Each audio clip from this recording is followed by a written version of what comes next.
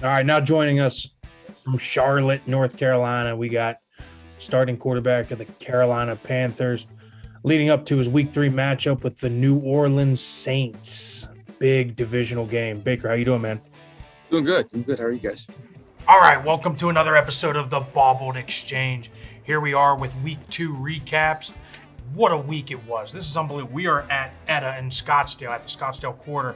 They focus on seasonal ingredients, wood-fired cooking. I got an old-fashioned, which is my favorite cocktail, plus a margarita. Drew got his wine. We got a margarita pizza. We got burrata. We got bubbling shrimp focaccia. We got some meatballs, and we are fucking ready for Week 2 recap. Lead-ins to Week 3. Drew, how you doing, man? I'm doing great, but you know what? I would be remiss if I did not bring up the fact last week was the first week of you not being a professional football player, not being a coach.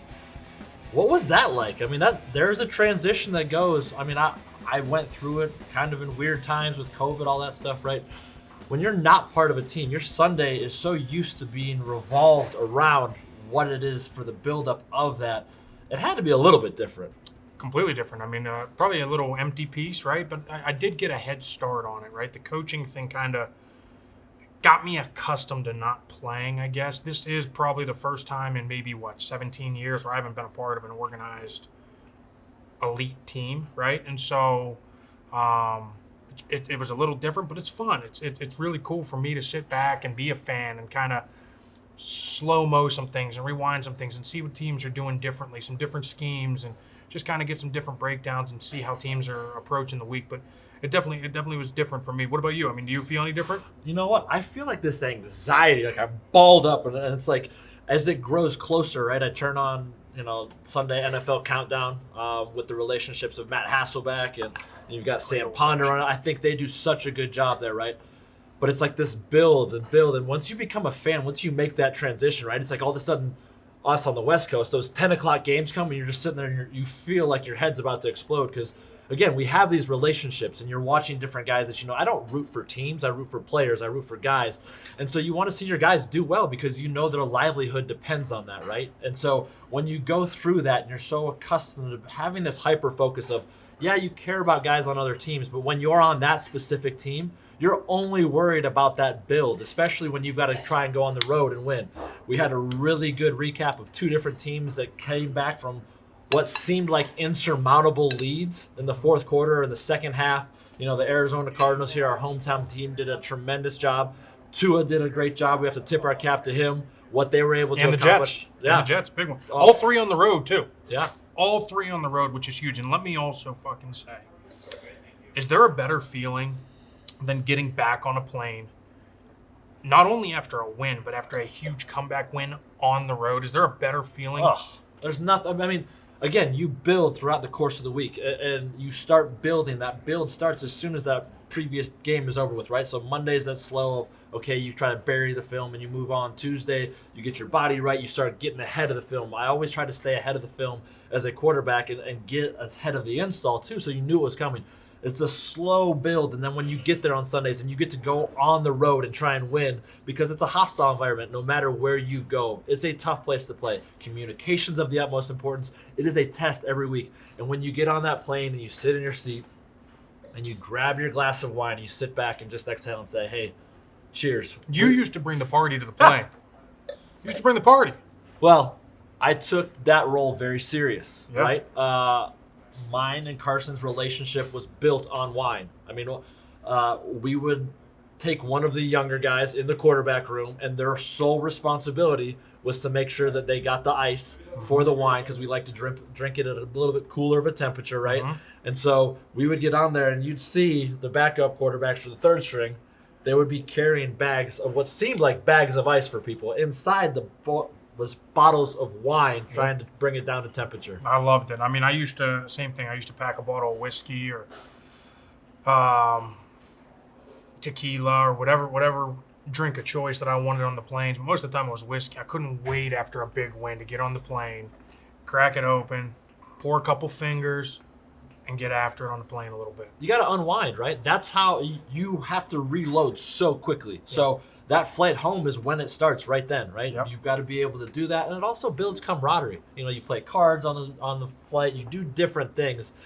just because that's the team building that it takes. And when you go on the road, when you come back from a huge win like that, that's part of your identity. That can carry you through for the rest of the season now because, hey, no lead seems too big. You're not sitting there looking at the scoreboard saying, damn, we can't come back from 20. You're like, no, let's revert back to week 2 when we went on the road when nobody gave us a chance. We were dead in the waters, and we pulled ourselves up collectively as an entire team and got a win. And then we went on the plane and had a really nice flight home. I love it. I mean, those were some of the best times. I mean, I loved, the pregame meals with the boys before the game, just kind of talking about anything but football, getting your mind off it, staying loose so you don't get too much anxiety or too much buildup or whatever it is for the game. You just try and stay kind of even keel. You play the game. And then I loved the wind down on the plane. It was the best thing. Let's dive into Thursday football. We got a Sunday game where sometimes they are bloodbaths, right? And then you got a quick turnaround. You're back in the building Monday, and Monday really, for most people they don't know like the schedule, right? Wednesday, Thursday, Friday are your 3 big days of the week, right? But when you have a Thursday game, your Monday's now your Wednesday. Everything's scrunched down. Your Monday's now your Wednesday, Thursday. Your Tuesday's now your Thursday, Friday. Then you're getting a quick walkthrough and hopping on the plane or playing at home, whatever it is, right? Talk about how tough that is. Well, I think for some of these coaches, right, they mess the schedule up, right? It's great when you're the home team and you don't have to travel, right? You almost try and trick your mind as soon as that Sunday is over with knowing that you've got to get back out there and play again, right?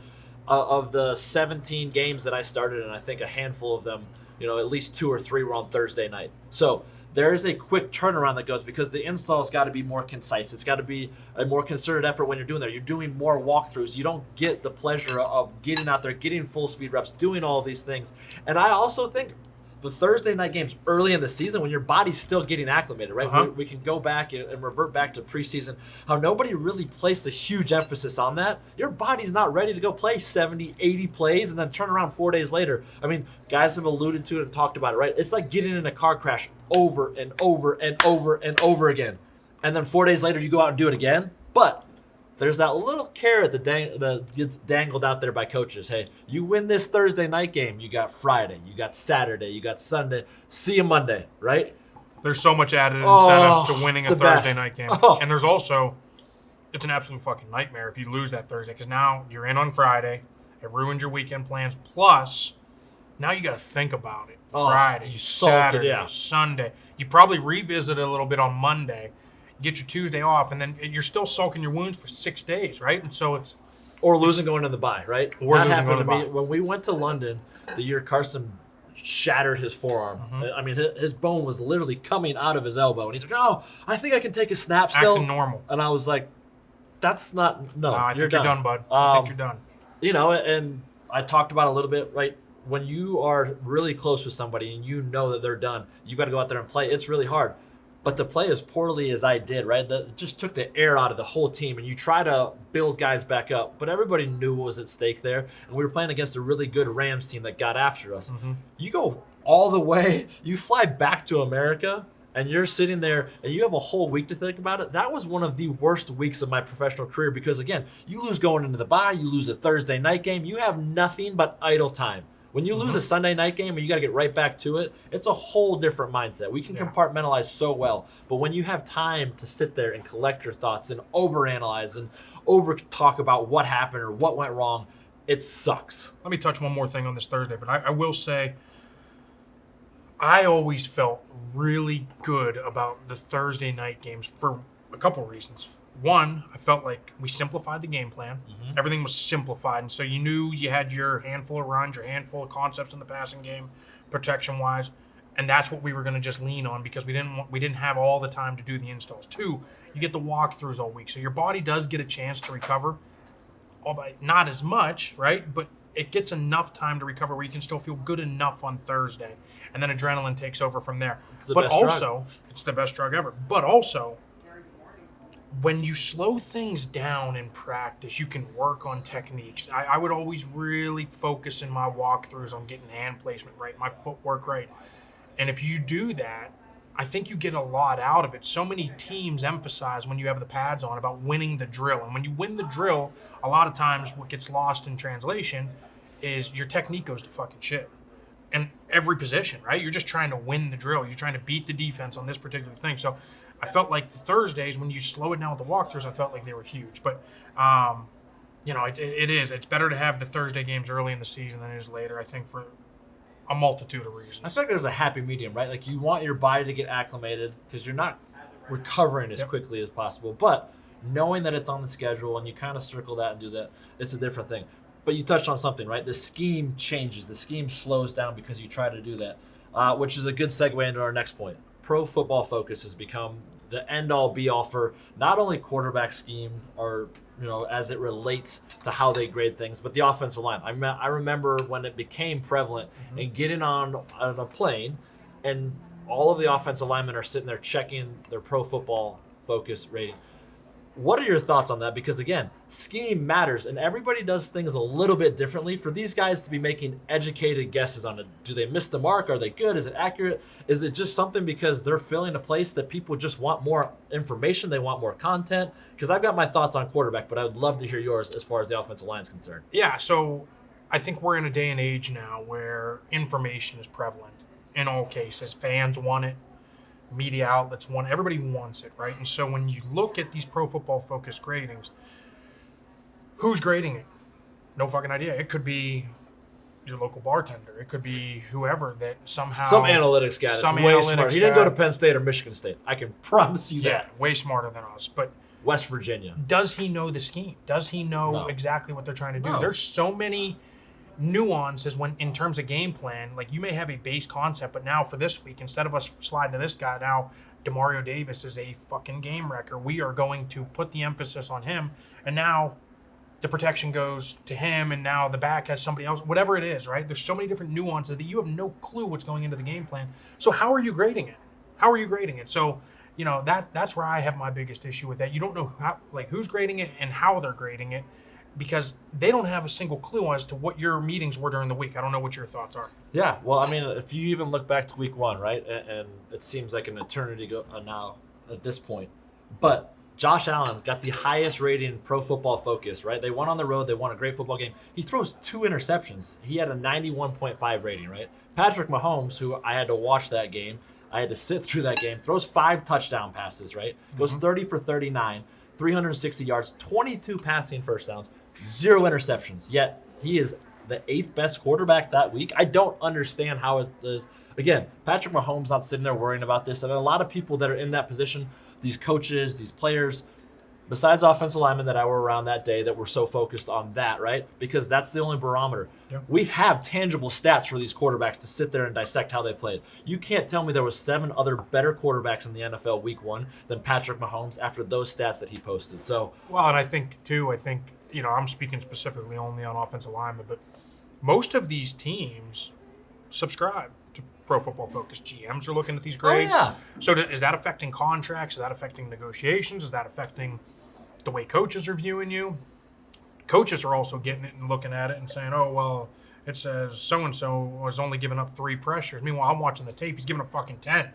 Like, I don't know what your definition of a pressure is. I don't know what their definition of a pressure. There's so many different parameters that coaches see differently than these people who are grading it, and players certainly see it fucking bad.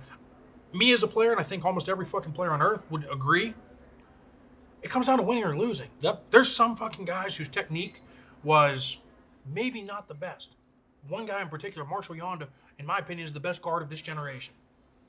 His technique sometimes did not look great, but he always got the job done. There would be times where his feet would be all messed up, but when it came time to anchor, he anchored. That guy never got near the quarterback. And so is Pro Football Focus grading him as negative technique on that? Who knows? That's the crazy thing. Oh, and here's the other thing too, right? They're going based off of what they think the scheme is, right? As soon as they start thinking what the scheme is, that's where they fall into a trap. Because wide receivers, tight ends, quarterbacks, we all make mistakes, right? And sometimes wide receivers get moved around. They do different things. They're not where they're supposed to be. So by just seeing it with the naked eye, and I'm not going to ever call out a wide receiver because that is a slippery slope. You do that internally. You never let any leakage within that because that starts to affect your culture. I was a part of that before when people said he said, she said type of stuff. You start going to the media. It never ends well for anybody, right? So you keep everything in-house. And saying that, That's why you have the accountability sheet that Bruce Arians is so well known for, the ME charts, right? You have to be able to hold each other accountable within that. But nobody, the analytics guy that's sitting there that graduated from Harvard can't tell you exactly what this is supposed to be, because sometimes the scheme of what this team does versus that guy, because this guy's a little bit better at that route versus this concept and doing all these things.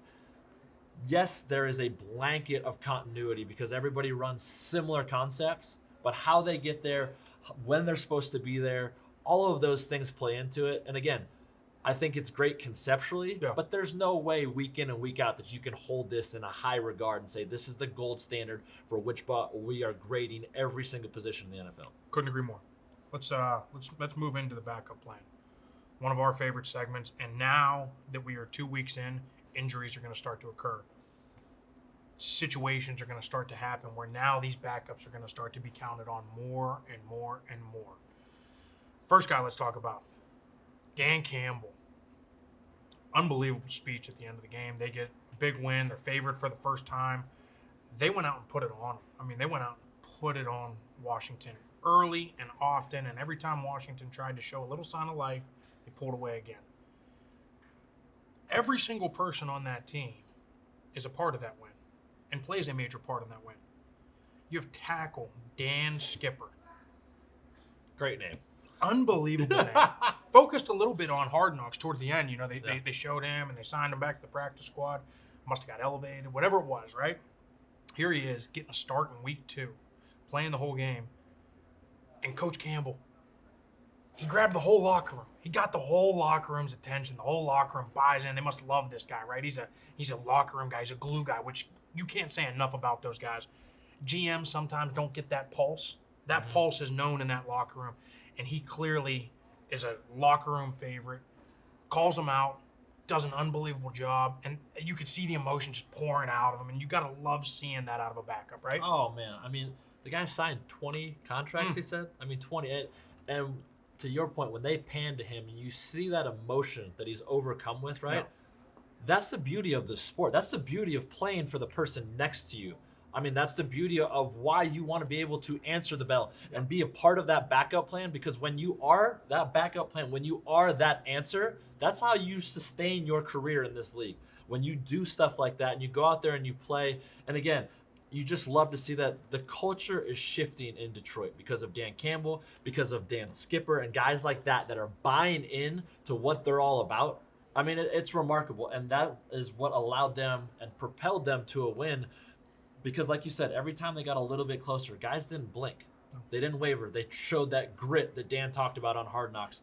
And again, this is a different Detroit Lions team and a different culture. Listen, that guy's career might have just changed in one game. Yeah. The trajectory has been up and down and up and down and up and down. And now you get one game when you're counted on and you have to perform at a high level. And now he may take that to the next level. Well, it's like when Goody told you, right? Hey, first career start. You mess this up, you're out of here. Somebody else is coming in, right? Like, that's the truth of this business. And you want to be told the truth. Yeah. You want to be told the truth. It may suck at times, but you want to be told the truth. 6 years in the league, though, right? He's been waiting and biding his time, waiting for that opportunity to get started. I went 4 years in between starts, which is unheard of, right? 4 years. I mean, that's a college experience right there of doing that. And when you are able to answer that bell, like I was fortunate enough to do, again, it's the people around you when you have to get called and pressed into duty. There was a game plan in place for me. We had 2 game plans in place, right? Carson had his and then I had mine, and we had to, Carson it was an hour and 30 minutes before the game. He's throwing in the hallway to see if his shoulder, because he tried to run over Eric Weddle week 1. Didn't work. He couldn't play, right? Bad move, Carson. Bad move. He had to do that, right? Another guy that took that opportunity and ran with it was Cooper Kupp, right? Yeah. A lot of people are saying, well, are they going to go sign somebody? Even on this show, we said, is Cooper Kupp going to be able to do that? When you have a whole week to prepare, when you've been in that system for a long period of time, you can structure a game plan around you, right? The best thing that he did, he protected the football. He stayed on schedule. They ran the football effectively. Cooper Rush, congratulations, man, because you earned yourself a lot of money in this league of surviving. He's going to have to go out and do it, right? It's one thing to do it for 1 week. It's another thing to be able to show this week in and week out until Dak gets back. If he can keep them afloat, It is very, very impressive. And everybody in Dallas collectively was able to exhale after beating a Bengals team that we still are uncertain of, but they still went to the Super Bowl last year. Yeah, I mean, not sure what's happening with the Bengals. Not sure. They did everything they could to improve an offensive line, and they're still giving up sacks. They're still giving up clean hits. They're not sorting to the right. I don't know what's happening over there, but to Cooper Rush, bravo, young man. I mean, it is awesome to see, but it's going to only get tougher from here because the more film people have on you, the more they can study you, the more they can game plan you, the more they can break you down. The guys that are backups and then turn into starters are doing it right. The guys who are backups and get a shot here and they do well for 1 week and then now all of a sudden they start to slide downhill, you start to question that person, and that's when you start to move on to the next guy. So he's got to do it again. He's got to do it again for 2 weeks, 3 weeks, 4 weeks until Dak gets back. But this was a great start. And kudos to Kellen Moore, who did a fantastic job calling that game. Really I mean, he mixed it up so well, mixing in the runs, the screens, the play actions, the misdirections. I mean, it was such a good job when you have a quarterback who has some pressure on him to just make him feel comfortable. He did a fantastic job. All right, let's stay here in the valley right now of the sun and talk about, you lose James Conner, who is a very emotional player for you, an emotional leader that gets people going. He gets everybody else around him to play better, right? He hurts his ankle. He's got to come out. He's questionable. They were dead in the waters, right? We talked about that earlier in the show. They were done, right? All of a sudden, they stick with the run game, though. We see people abandon the run game too quickly. Cliff has done a really nice job of staying with that as a play caller, keeping them in rrhythm. Insert Darrell Williams. He had over 1,000 yards from the line of scrimmage for Kansas City last year. Patrick Mahomes actually calls Cliff Kingsbury in the offseason and said, hey, we can't use him here anymore. You need to sign this guy. Was quiet in preseason, didn't know where he was going to shake out. He comes in and answers the bell over 7.5 yards per carry. Did a tremendous job rushing touchdown, 8 carries for 59 yards, and allowed them to have close to 140 yards on the ground. Huge opportunity for him to take it and make the most of it. Clearest of clear when it comes to tale of two halves, right? This was 2 completely different Cardinals teams. First half, they couldn't piss a drop. 18 plays, couldn't run the ball. They were stalemated. They couldn't get anything going. They get a couple quarterback runs in the second half. It opens everything up, and now we start hammering the run game. They never shied away from it. They were down the entire game. They were constantly playing from behind until the very, very end, right? And they still were sticking to the run game, sticking to the game plan, not just looking for runs as fillers, but looking for runs as part of the game plan. And he answered the bell. I mean, it was awesome to see. James Conner, phenomenal football player, phenomenal leader. You obviously paid the guy a lot of money to be your bell cow, right? Mm-hmm. And so he goes out early, and you get Darrell to come in, and he did an unbelievable job. I mean, he mixed it up, and he ran it well. He was out of the backfield. He did well in protection, and Cardinals had a hell of a comeback. That was an unbelievable win for them. Yeah. Unbelievable. I mean, that is a momentum shifter. Yeah. Again, to be able to do that, and I'm sure that plane flight was pretty fun. A fun trip home. Short flight, but a fun trip. Yeah. You can get a couple cocktails in 40-minute flight. I promise you that. I know I've done it a few times. But another backup. Down in Tampa, they had a crazy situation. They've had a crazy situation with their offensive line. They've had a lot of bad luck this year. They lose Ryan Jensen early. They lose Capita free agency. They lose Marpet to retirement. So they got a bunch of new faces in there, right? They get those guys good. Okay, we're good. Now Donovan Smith goes out with a hyperextended elbow last week. Josh Wells finishes the game. They get a big win on Sunday Night Football against the Cowboys, right? They move forward. Donovan can't go again this week. Now, this has been a guy who started 100-and-something games for you at left tackle. This is your premier left tackle, right? Josh Wells gets the start again. He's a phenomenal backup, right? I mean, he's your prototypical backup swing. He's been in the league 8-9 years. You feel comfortable with him at both spots. We're good. We can go into this game, into New Orleans, and feel good about winning this game. Last play of the first half. Straining against, I think it was Cam Jordan maybe. Boom, he pops his calf. He goes down. Brandon Walton, a guy on the practice squad, a guy who's never had an NFL start, NFL playing experience, anything. He's been on the practice squad. He bounced around, cut from Pittsburgh. He's a local kid. He's from the Clearwater area. He's in the whole second half at New Orleans, playing tackle, a position where he's normally a guard, one of the loudest, craziest environments in football, and they go in and steal a win in New Orleans. How difficult is that? for Tom Brady, right? For Tom Brady. There's no drop off in Tom's mind. But again, when you are the leader of an offense, when you are the quarterback of an offense, everybody around you will play better when they look to you, right? And I'm sure Tom went in there and said, you know what, this is your turn, make the most of it, right? And that's what I would do if I went in there. And again, these guys, there's all these things just circling through their mind and doing all this. Just go out and play football, right? You are prepared for this moment. You are in this moment for a reason. And I'm going to trust that you're going to do your job. And that's the way you got to roll. And they did it, and they were able to come out of there with a much-needed win to kind of help propelling them because they haven't had a ton of success against the New Orleans Saints. Everybody else, yes, they've done really well against. That team needed that win, and they were able to find a way, and kudos to him. Big win. Moving on to Jimmy Garoppolo. This is a situation I don't even think Jimmy probably wanted. No. I don't think he wanted this. I don't think anybody in San Fran wanted this. But you have to be prepared for this, right? You got Trey Lance, who you put all your stock into, and in the second game of the season, he goes down. Terrible injury. We feel so bad for him. Hopefully he can come back from this and do this. But now you have a guy, Kyle Shanahan, Gruden, or redo that. Kyle Shanahan, John Lynch. Unbelievable move. They look like absolute geniuses. Absolute geniuses by being able to keep Jimmy Garoppolo. Everybody was probably saying, what the fuck? How did you keep him? What are you doing? They keep him. He steps in and looked fantastic. I mean, he threw the ball well. That offense did not skip a beat. I think I would even say the contrary. They looked more efficient, more ready to go, right? We talked about it on last week's show. This is a bad trend in the NFL of running quarterbacks. This is a crutch for play callers of saying, okay, well, it's third and short, third and medium, whatever it is. Don't put your franchise quarterback in harm's way. And here's what I would really love to know, right? If I'm within that building, did they know that Trey Lance didn't have what it took? He wasn't ready. So they said, okay, well, we need to deviate from what we're going to do. We need to make sure we keep Jimmy Garoppolo here because if we're going to win with Trey Lance, he's going to have to run the football. And if he runs the football, he's eventually going to get hurt. So Jimmy Garoppolo, of course, is like he said in his press conference, it was like riding a bike.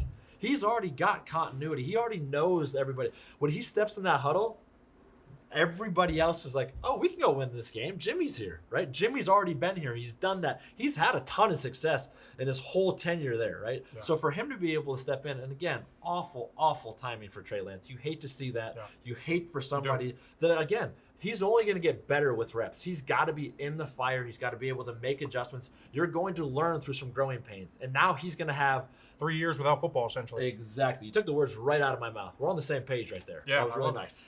So let's also talk about Jimmy making a little bit of extra fucking coin. Yeah.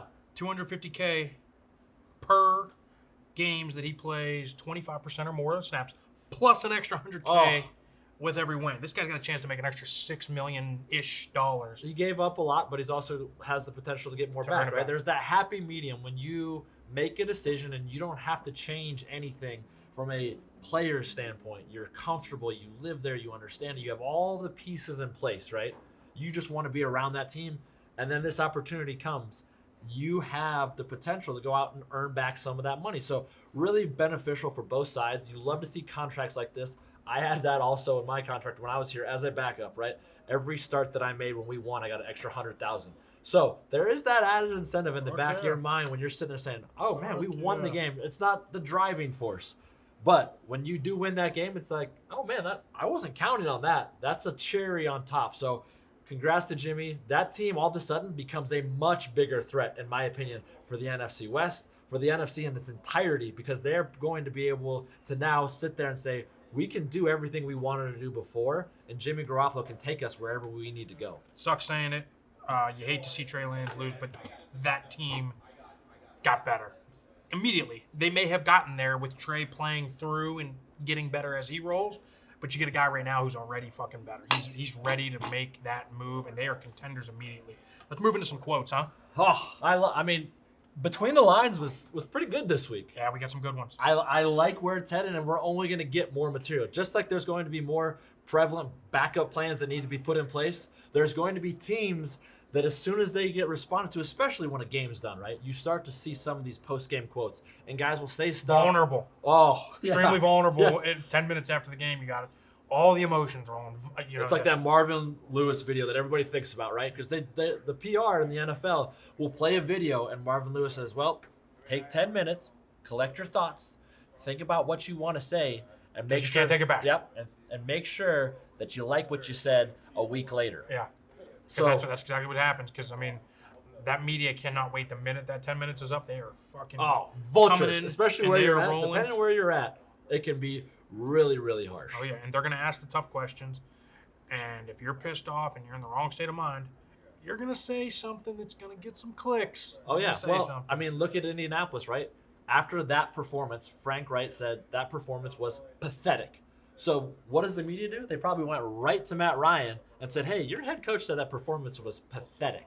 Yep. And Matt Ryan goes, well, although it's early in the season and we have a long way to go, the sense of urgency needs to be there. And I think it will be. Although it's early in the season and we have a long way to go, the sense of urgency needs to be there. And I think it will be. I think we got the right group of guys. I think it will be? I think it will be. If you're the leader of this team, again, you have to know, and you remove "I think" from that statement, and even if you don't believe it, even if you don't believe it, right? Because there's doubt now. Anybody that's reading between the lines here sees the doubt. Is it doubt in the head coach? Is it doubt in the play caller? Is it doubt in the playmakers that are around him? Right? This is not the system that he is comfortable in. He is not an RPO doing this, all that. Yeah. That's not who he is, right? That's not who he wants to be. You would just think they'd be able to, okay, well, they have a solid run game in Jonathan Taylor. He's going to get his yards. Yeah. This is something that is cause for concern because, yes, we know that they didn't have success. Yes, we know I picked them and they got absolutely trounced, so I'm probably piling on, which I am. But knowing the culture that exists within that whole organization, they need to get this rectified, and it needs to happen quick, or else people are going to start questioning Frank Reich and how long he's going to be there. Because he's been pointing fingers. He pointed fingers last year at Carson Wentz. Yeah, he took all the blame. And then he pointed the finger right at the kicker this week, this past week. Him. Yeah, you're out of here, right? Yeah. You can only do that for so long, and then you will lose the locker room. Yeah, for sure. So, and then the guys start to see the bullshit, right? How about Devin White's comment this week? Unbelievable comment about somebody who he used to play with. He says, when Jameis left our team, everybody knew what he did last year. He threw 30 picks. He just knew he would give us we just knew he would give us the ball, right?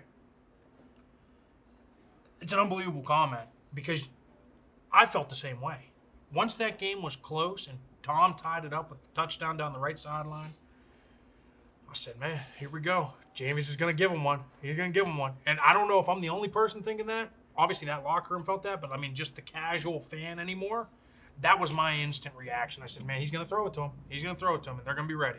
That's the biggest downfall of Jameis Winston in his whole career, right? He can, much like Carson Wentz, he can go out and play a horrible first half. He can throw you the football, and then he builds himself and pulls himself out of these jams and will make it close at the end always, right? Yeah. But you're always terrified he's going to go out and lose a game for you. He's going to put the ball in harm's way. Yeah. He's going to do all of these things that you can't do as an elite quarterback week in and week out. You have to wonder, Sean Payton not being there been a detriment to him, right? You look at what he's done this season versus what he did before he tore his ACL last year with Sean Payton at the helm.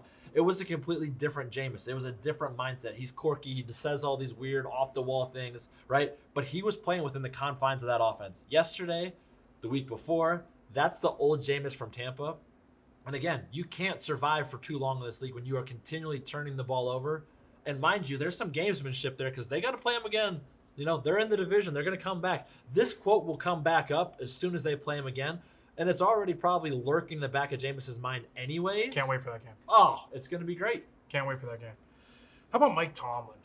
I mean, he's been unbelievable. This quotes from the preseason till now. You know, I'm not happy with much of anything, man, when we just lost a game. But I'm also experienced enough to see the big picture that we are still very much in development. And so I'm going to exercise appropriate patience and continue to teach. He says, you know, my patience. I'm gonna go with patience a little bit with Matt Canada's play calling. I don't know how much patience he has. That quote is maybe relevant this week, but you start and you're 1-3, and your offense isn't pushing the ball down the field, and the home crowd's booing, and they're chanting for Kenny Pickett, and you got a first rounder waiting in the wings. how patient can you really be? And we hold Mike Tomlin in high regard for all his comments, what he says. But you can read between the lines with I'm going to exercise patience. Yeah. What does that mean? He really kind of says nothing without saying a whole lot of saying, we're going to get this right. And if we don't, I'm going to get it right. Everybody's starting to call for Kenny Pickett. They want to see the local kid. And it's hard, right? Yeah. When you look at what's going on, this is an offense that jumped out to an early lead against the Bengals. And all of a sudden they just go in complete protection mode. They pull off the gas. You can't do that, right? This is against a Patriots team that's trying to figure it out. This is a different dynamic. So in saying that, right, yes, you want to blame the quarterback because that's easy, but what is the structure of the offense that he's trying to operate within? There's playmakers on this offense. There's guys that can do stuff. What is he doing as an offensive play caller? What is Matt Canada doing to help Mitch Trubisky play as good as he can? And it's not going to change. You can't just plug and play a different quarterback in there and say, this is going to change who we are. Your identity is what it is at this point. And if the offensive coordinator is not doing a good job, that falls on the head coach to make some very hard decisions. We have seen this throughout the league. The guys who are not in that top 10 quarterback, that upper echelon of quarterbacks, coordinators are doing a phenomenal job of trying to protect them. They got the training wheel still on them, right? They're running all the things that you can to get easy throws or get easy possessions and still let them be comfortable within an offense without pushing the ball down the field and making the big plays, the dangerous plays, the ones that Aaron Rodgers and Tom Brady and Josh Allen and Patrick Mahomes are making. At some point, these coordinators are going to have to take the training wheels off if they want their team to, because defenses can only carry you so long and possession of the ball can only carry you so long. At some point, you need to fucking put up 30. Because if you can't put up 25, 30 in this league, again, it's going to be hard to win games. Well, it goes back to BA's comment too, right? I mean, I feel like we quote BA a lot here, but Says a lot of great things. yeah, but the time of possession was one of the best quotes he's ever had, right? He said, time of possession is like your dick.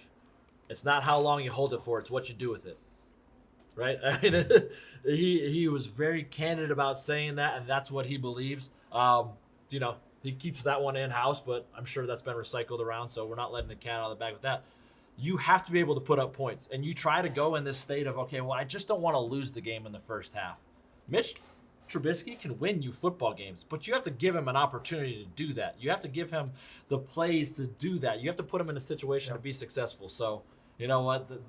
This is something to keep an eye on because it's an ongoing theme of, like I said, it's not just the offensive coordinator, it's the quarterback, and when and if they make that change to Kenny Pickett, is he even ready for the opportunity? All right, we got a good one here. Jamar Chase says, I just think people know how to adjust to us now. I feel like we need to learn to make more adjustments in game. Everybody knows what we're going to do now. I just think people just know how to adjust to us now. And I feel like we need to learn how to make more adjustments just in the game. You know what I'm saying? Just everyone knows what we're going to do now, so everyone knows what to expect when we play them. So we just got to learn how to adjust on the fly when we play them. Joe Burrow's been sacked 13 times. The rest of the AFC North, 8 combined. They went out and spent a shit ton of money Boatload on their offensive line to make major improvements. They go out and get Karras. They go out and get Kappa. They go out and get Lyle Collins. On paper, major upgrade.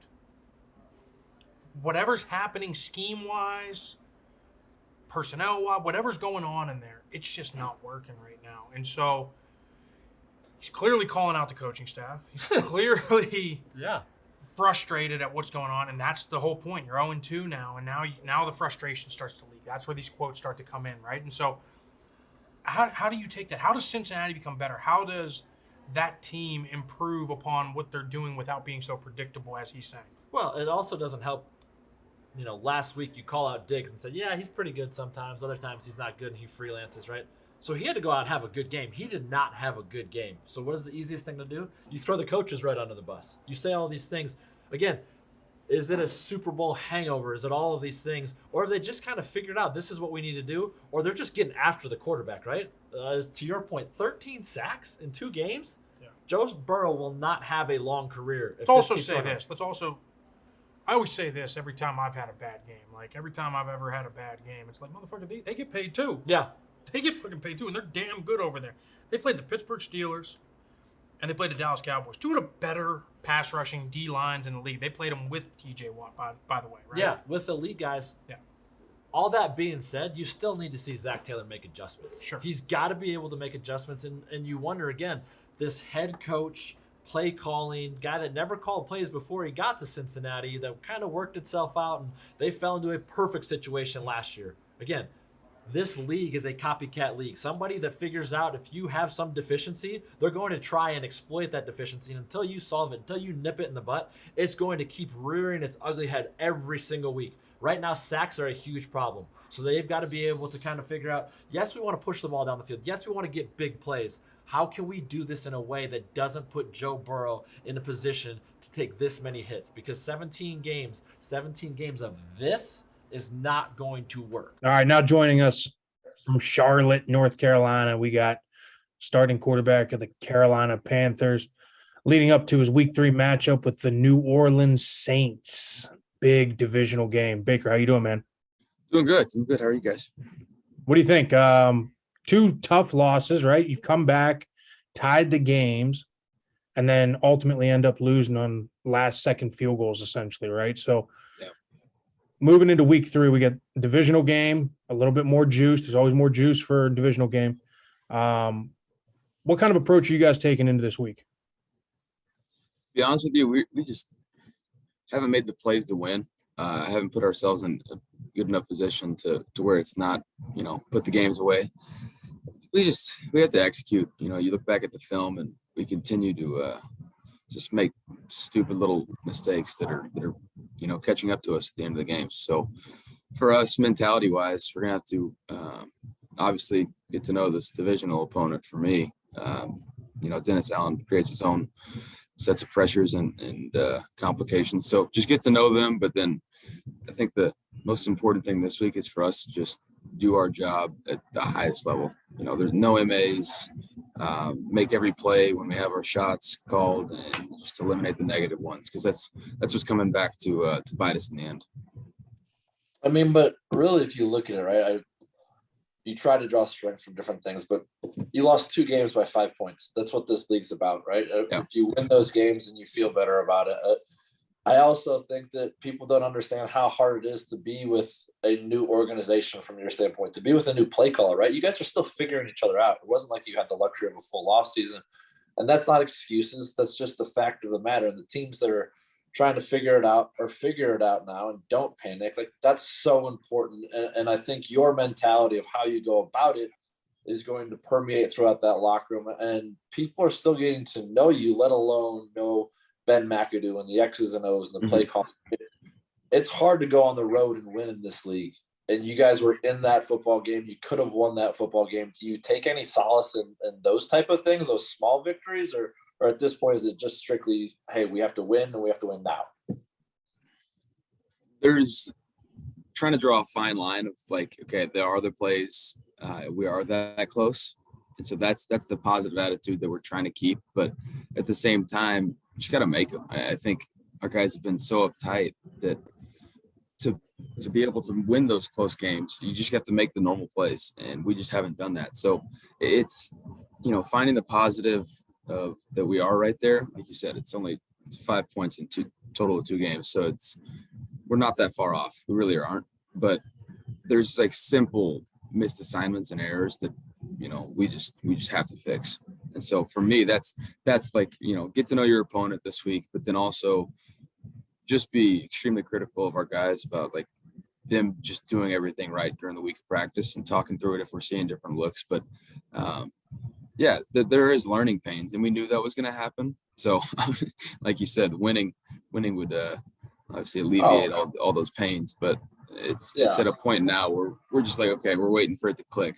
But winning cures everything, right? I mean, that's what this league is based upon, and you can learn so much through winning. You don't have to lose to go through those growing pains, but I think there is still that acclimation phase, right? And how much involvement are you starting to get stuff implemented, knowing what you like in this offense? Because there's a different feel for it, right? Like you can run stuff in practice, you can run stuff on air and say, okay, I like this concept, or take some of the stuff you had from your past, either in college or with the Browns? Are you starting to find where you want this offense to go and the direction you want to take it?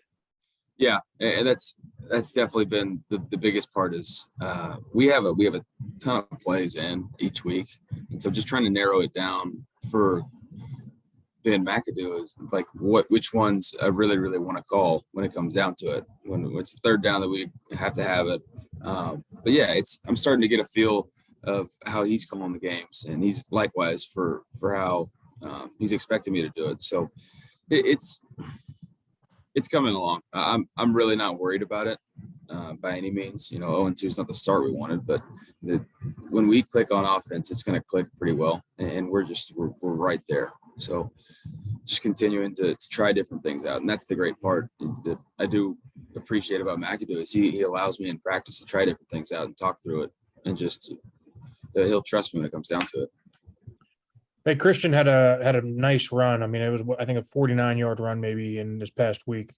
How much can the running game, I guess, help you? I mean, most people don't understand that. They think quarterbacks just want to sit back there and throw it 50 times. But I feel like the quarterbacks I've been around don't want to do that. They want the running game to click. They want the play action game to click. If you can get that running game going, get him rolling up to speed and not be on a pitch count like they've said and whatever, and kind of do that whole thing, how much can that help your team moving forward and help you personally? I mean, he's obviously a tremendous athlete and a great weapon for us. So we just have to get him going. The run game, we've shown 2 games now where we can run the ball when we want to, and we just have to do it to be able to set some of those shot plays up, and that we can't just line up and call these shot plays, these play action plays, without having a good run game, without having these power schemes going where we're getting the linebackers to flow and bite. So pass game needs the run game, and likewise run game needs the pass. So and he can be involved in either. So we're starting to see how teams are playing him just in coverage in the pass game as well. So we have guys on the outside. We just have to be able to take advantage of the one-on-ones and just play matchup ball when it comes down to it. Yeah, it seems like you guys did a great job of that, of going back and reviewing the film. And I know your comfort level with play action and being able to do that. Some quarterbacks don't like to turn their back to the defense, but your 1st and 10 play action success of where you kind of are figuring things out. And it seems like that's Ben's comfort point too in the play calling, right? I mean, when you have established run games, as Ike was talking about, you get those chunk runs, or you just commit somebody that that Christian is so good that 1st and 10 is becoming a thing. But this week you're playing against a team that turns the ball over a ton, a quarterback that turns the ball over rapidly. Does that change your mindset at all of how you're going to go about game planning, how you go about going into the game preparation of a week like this? I think that for us, prep-wise, we got to prepare for his pressures just to eliminate the negative plays on our end. But I think, when you think about it as a whole, just ending the drive with a kick somehow, whether it's a PAT, field goal, or a punt. And I think that's the mentality this week, as it should be every week, but especially going into a divisional game and one that, we haven't won the turnover battle yet this year. So just trying to emphasize that, and then just don't beat ourselves, I think, is the biggest motto. Well, Hugh Jackson once said, division games count for 2. What does that mean? Because I couldn't understand it when he said it. A couple of things he said I really never understood, but I was like, nope, I'm pretty sure it just counts as 1 win. You add up 1 and 1, it's 2, but you play 2 division games. Does that mean it's 4 points? Yeah, well, either way, any points are good points, right? Don't let your dreams spoil like milk.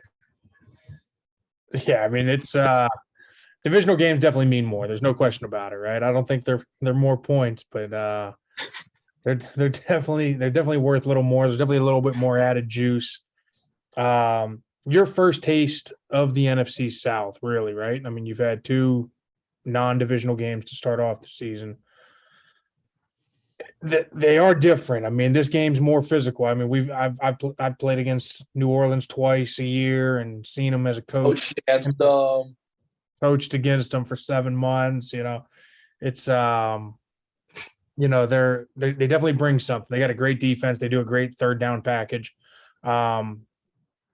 communication is going to be key this week. So is there anything that you'll do with the offensive line meeting wise, getting them together a little extra, getting the centers together a little extra to talk about their third down package?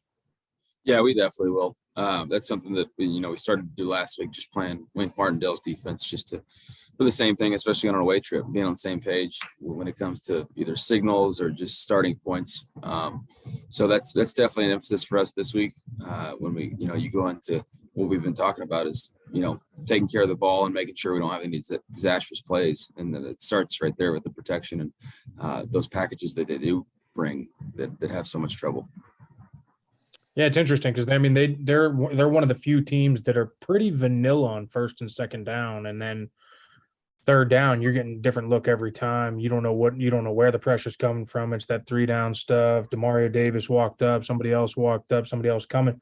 How do you guys go about identifying those matchups? Like, are you involved in that process? Is it mostly the O-line coach in terms of protections? Like, are you putting an extra emphasis on 56 this week or whoever? And then are you meeting with the O-line and trying to get that whole thing dialed down? Like, how does that work out for your team? Yeah, we show up with kind of their thoughts on a base third down plan, just pass rush wise. And when it comes to first and second down, knowing where 56 is, knowing that they will bring their safety pressures and all that. So I think it's, for us, it's getting a handle on first and second down early in the week, much like everybody else.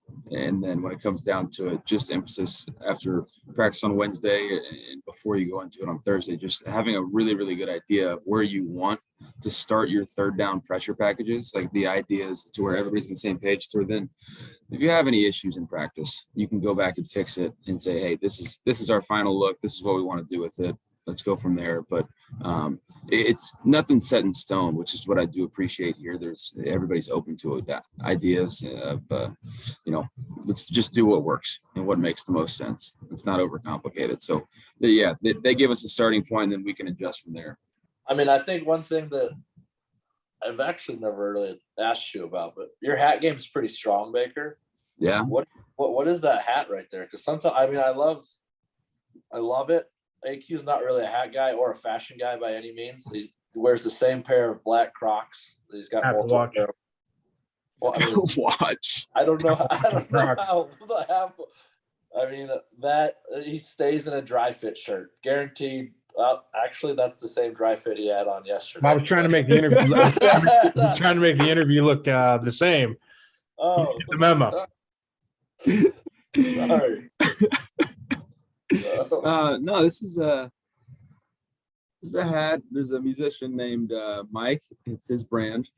It says "Not my first rodeo" on the side. His branding is Stevenson Ranch. That's why it says SR. He calls everybody Steve. I don't know. I kind of like it though. I like putting people on their heels, and as you both know me pretty well, like when you can kind of take the offensive and make people uncomfortable, it's a good realm to operate in. I do admit I have a strong hat game. Plenty of hats, a lot of hats. Yeah. What's stronger, your hat game or your shoe game? Hat game. The hats for sure. Yeah, the shoes are. I did just get a pair of Crocs though, AQ. You might like that. I'm telling you, I was ahead of the trend. Crocs are like a big fashion deal right now, and it came back. You stayed throughout the trend. You didn't go. It all comes back. right there. Yeah. You stayed the course. Does your hat have to match your clothes, Baker? Because that's what sometimes I get. I start getting like, if I got like the wrong hat on and I overthink it. But I don't know. I don't look that far into it. I've got 4 kids. I don't really care that much. As long as my wife thinks I'm sexy, that's the only thing that matters to me. Exactly. Nothing wrong with that. No, the hat doesn't have to match the shirt. If you like the hat, he was busting my balls the other day because he was like, could you look more like a dad right now? Could you look more like? I was like, well, I don't Baker, know. We showed up for the podcast yesterday. I pull up my car. He's sitting outside, like it's in this like Forrest Gump on a bench, like outdoor mall. He's sitting on a bench with his legs crossed, with like a laptop, like a hat down, and like a cup of coffee. I'm like, Man, They it have was a big fucking over for Bluetooth. you. They have a big Bluetooth earpiece in with He the did. actual That would mic down. have really rounded out the whole fucking character outfit. I promise. I don't know how to connect my Bluetooth, so that wouldn't have been possible. Yeah. Hardwire everything. Yeah, there you go. Yeah, the old school like connector, like earpieces in there. No doubt. Oh, that's good. Well, is your dog there? Is he there still? No, Emily took him out for a walk. Bring him on. All Need a right. surprise appearance next week. All right, Baker, thank you so much for joining us. Good luck in your week 3 matchup. And, you know, it's always a pleasure to talk to you, and we look forward to doing it again next week. Appreciate it, guys. We'll see you soon. Yeah, thanks for coming on, man. Go get a win. Keep pounding. Thanks, Drew. Hey, we had some pick sixes this week, huh? We had some big ones, and they can always change who you're betting on, what your bet is, how you bet it, right? They can make some big splashes in the betting game. We saw some big ones. We saw a big one with Kansas City getting what I think it was 102-yard fucking interception return for a touchdown. That's a huge pick six and a monumental play. We saw some other ones around the league. But let's dive into the gambling segment this week. We obviously call it pick six.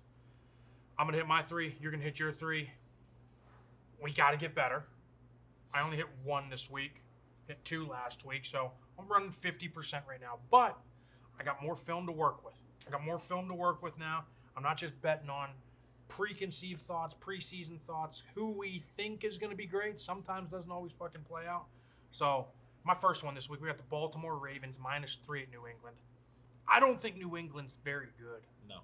I just don't. And I think for them, playing at home might help a little bit, but they went against a Pittsburgh Steelers team who, you know, again, we spoke about it. They're not doing much on offense. Their defense is obviously fantastic. They put up enough to win. Bill did a great job of at least getting a win and walking away with a win out of Pittsburgh, but I don't think they are good enough. I go Baltimore -3 at New England. That's my first pick. I got Philadelphia. This is a team that I'm going to live and die by. I mean, I think very highly of that offensive line, and I like what they're doing. I think they have a ton of talent. They are built to win now. It all depends on the quarterback, as we've spoke, but he's doing well so far. I got that -4 at Washington. I don't think Washington's very good. I don't believe in Carson Wentz at all. At all. No, he's up and down. I think they got some issues on their coaching staff. They fired their D-line coach early, so there's some shit going on there that I don't necessarily love. I think Philly handles them handily. I also got the Houston Texans. I think they are a much better team than they were last year. I think Lovey's doing a good job. They've gotten better defensively. They've gotten better offensively. They've gotten better on special teams. They are a better overall fucking team, and they've hung with 2 solid teams, or so we thought at least with Indy. Denver's solid. I think they got a lot to prove, but they still hung with them and made that a very competitive game. I think we're tied or even winning at one point. But I think this is +2.5 at Chicago. I do not believe in that fucking team. I do not believe in Justin Fields. He had 70 yards passing last night. You cannot win in this league. Sure, the running game was solid. Cannot win with 70 yards passing. You very easily could have been 0-3 and probably should have been. When you were watching that game, you probably turned off the Atlanta game and was like, It's 21-3. I said, here we go. Here we go. It was even bigger. But Yeah. again, all of these games, they get close in the fourth quarter. That's why the under's scary. That's why the spread is never safe with double digits, and you hate betting on that. So good call by you to be able to backdoor that one. All right. I've got the Rams and the Cardinals going over 50.5. I think both of these offenses starting to hit their stride. They're figuring out who they are. Both of these quarterbacks are dynamic playmakers. They got people around them to make plays. The defenses are still trying to figure it out, even though they're good. They've got playmaking skill sets on both sides of these defense, guys that are athletic, that are ball hawks, that can do all that. These quarterbacks, the only reason it wouldn't go over 50 is if you start seeing a lot of turnovers. But Kyler's done a tremendous job of protecting the football. Yes, he had a pick Sunday against the Raiders, but I don't think that's, again, that was just, he didn't get enough on the throw. It was not a poor decision, just poor execution. Matthew will play well. He's finding Cooper Kupp. He's finding ways to get open with him. They're both going to come together. I like that one. San Francisco, we talked about Jimmy. -1 at Denver, a team that I am not buying. I didn't like before. I don't think their head coach is going to be able to stay afloat with what's going on. I think Russ is not as good as he once was of scrambling around and doing all of these things. I think that San Francisco is going to reinvent themselves of who they were in years past. Now, this is more comfortable for Kyle Shanahan. -1 for them being favored. I think they go on the road and win in Denver. Lastly, the Titans, they are getting a point at home. Getting a point at home. The number 1 seed in the AFC last year is getting a point at home. I know it's a completely different team. They still have strong leadership. They still have the capability to go out there. They will be a steady force against a Raiders team that's licking their wounds. Have to get a win. Yes, they have to. Raiders have to get a win right now. The Titans have to get a win right now, right? Correct. They have to be able to do this. Again, this division is very helter-skelter right now. The AFC South, and it always has been. You don't know who's going to show up. It's up for grabs, and who's going to go grab it. I think the Titans do. I think that they cover, they win, and they get on the right track of trying to recapture that AFC South title. I love it. I love our picks. I like where we're at. I think these are locks. Nothing. No, they're locks moving forward. I have confidence, just like the teams that we're telling to have fucking confidence moving forward. We need to have confidence in our picks. I have confidence in our picks. Hammer those fucking picks. Let's go. Hey, thanks so much for joining us again on another episode of the Bobbled Exchange. This has been fantastic. We got recaps. We got reactions. We got a great interview with Baker Mayfield. Cheers, brother. Cheers. Awesome. Have a good week.